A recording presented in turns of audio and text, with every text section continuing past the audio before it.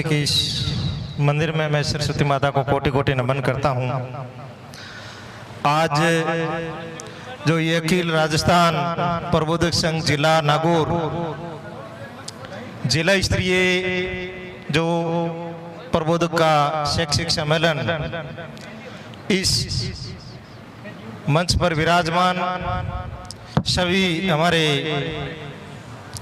अतिथिगण CBO साहब, ADO साहब, राधेश्याम जी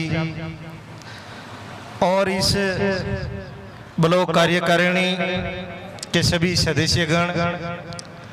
और विभिन्न ब्लॉकों से पधारे हुए सभी प्रबोधक और रौनक स्कूल के डायरेक्टर साहब संदीप जी जाखड़ साहब। तो आज आपने ये जो 2 दिवसीय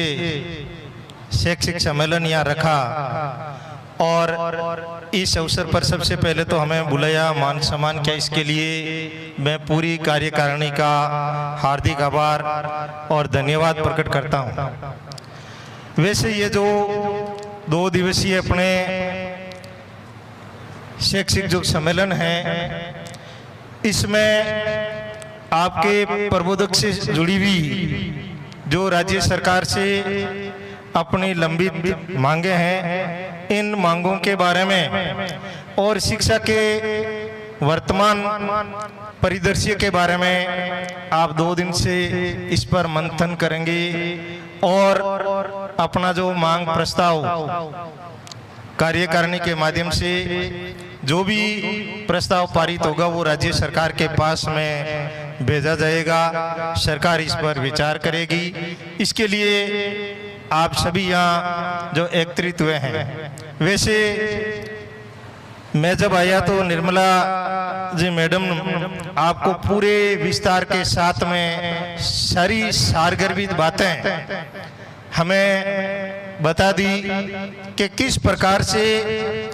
हम अपने जो हक और अधिकार की लड़ाई जो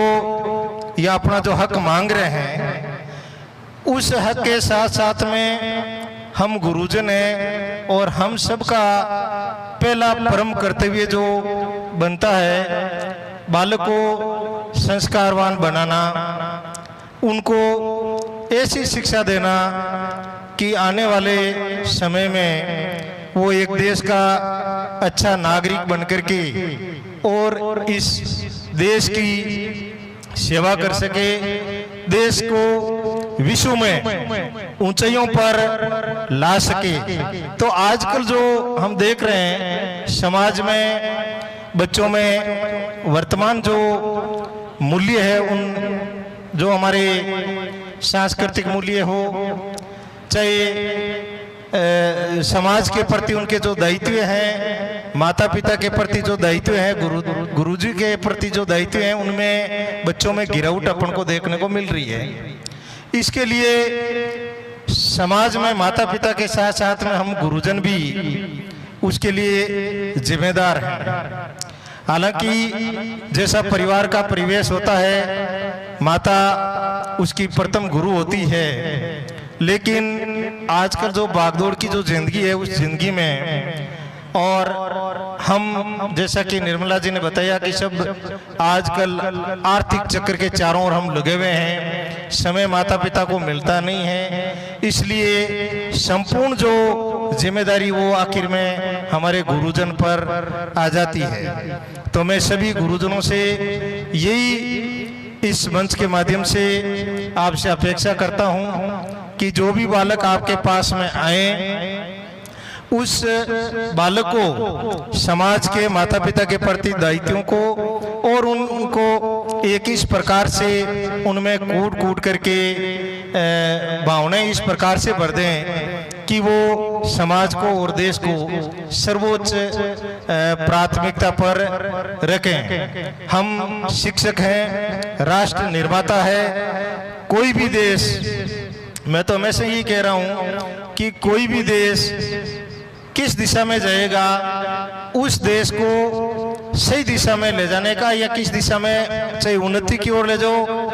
चाहे पतन की ओर ले जाओ, ये सब कुछ शिक्षकों के हाथ में है। क्योंकि शिक्षक के हाथ से ही जितने भी बड़े अधिकारी बनते हैं या नेता बनते हैं, वो सब शिक्षक के हाथ से निकलते हैं। तो हम जिस प्रकार की शिक्षा देंगे बच्चों में, जैसे गुण भरेंगे, वैसे ही वो नागरिक बनेंगे। चाणक्य ने कहा था कि शिक्षक है वो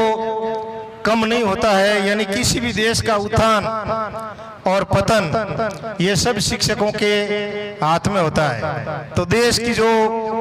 भावी डोर जो हमारे बच्चों के हाथ में होगी, उन बच्चों को इस प्रकार से अपन को कूट कूट करके गुण भरने, जैसे शिवाजी की माता ने शिवाजी में जो देशभक्ति के, राष्ट्रभक्ति के जिस प्रकार से गुण कूट कूट करके भर दिए थे, उसी तरीके से ये अबोध बालक जब हमारे पास में आते हैं, इनको सभी नागरिक बनाना ये हम सबका दायित्व है।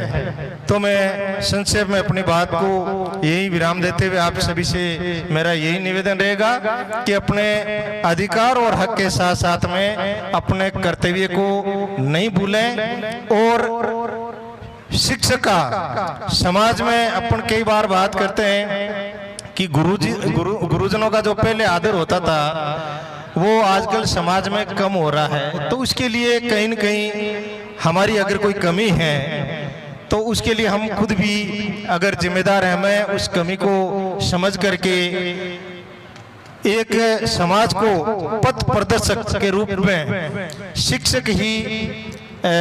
ले जा सकता है। क्योंकि समाज शिक्षक से आशा करता है और अपन को भी अपने उस दायित्व को समझते हुए समाज को और देश को नई ऊंचाइयों पर ले जाना है।